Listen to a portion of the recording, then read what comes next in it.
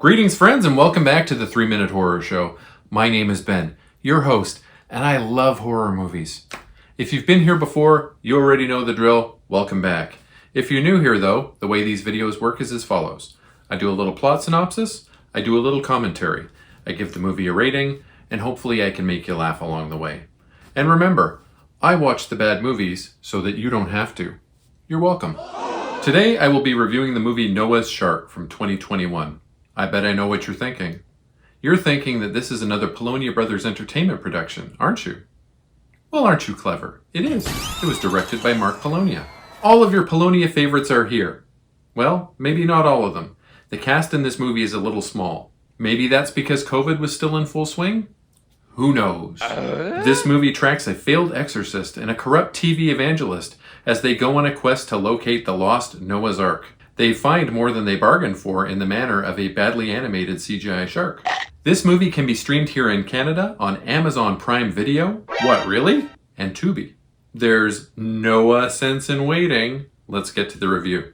We open on a Catholic priest, played by Jeff Kirkendall, preparing to perform the exorcism of a particularly saucy demon for his web series. Bank the devil out of me! He fails and everyone thinks that he's a pervert. Career over.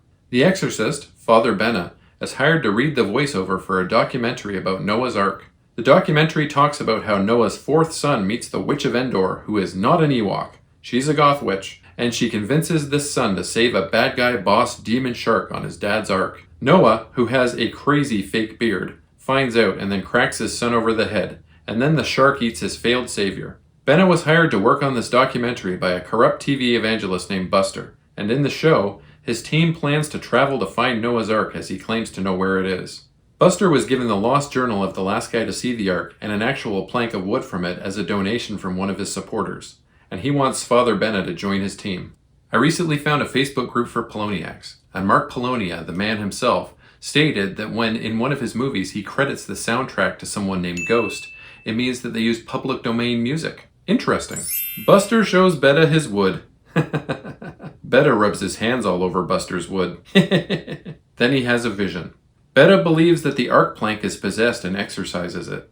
After some more filler stuff, a ghost dressed as a Knights Templar burns down the TV production studio, and then he curses the two preachers.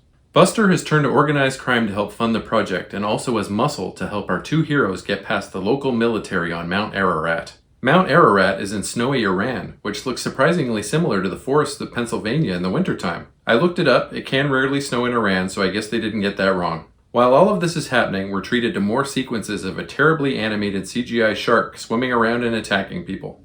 Jeff Kirkendall, who I discussed in my video review for Sharkula, has played the Father Benna character in at least 3 Mark Polonia movies to date. Amityville Exorcism, Amityville in Space, and this movie, of course. I read that the goth witch of Endor, again, not an ewok, was actually played by the manager of a local Hot Topic. And that factoid itself is more interesting than this entire movie. Duh. After making their way through some tricks and traps, the crew find a couple of loose arc boards on the ground so they know they're on the right track. And then, the massive ark reveals itself like a minute later. Father Benna touches it, and we see a quick replay of all the flashbacks we've already seen 3 or 4 times before at this point. The goth witch of Endor is back, still no Ewoks. Benna then hallucinates himself being attacked by the shark, and then literally wakes up in a puddle. This was another 70-minute Polonia picture, and I just realized that Sharkula was the same length. Are they all 70 minutes long? We'll have to keep track. The effects were bad, the story was crazy, and the performances were all over the place. Pretty standard stuff. This was bad even by Polonia standards. I rate this movie 2 out of 10. 4 out of 10 for Poloniacs. As always, a link to my letterbox will appear in the video's description. Please leave me a like, comment, and subscribe as it really does boost my engagement and helps my channel grow. Smell you later, nerds! I think your show just got canceled.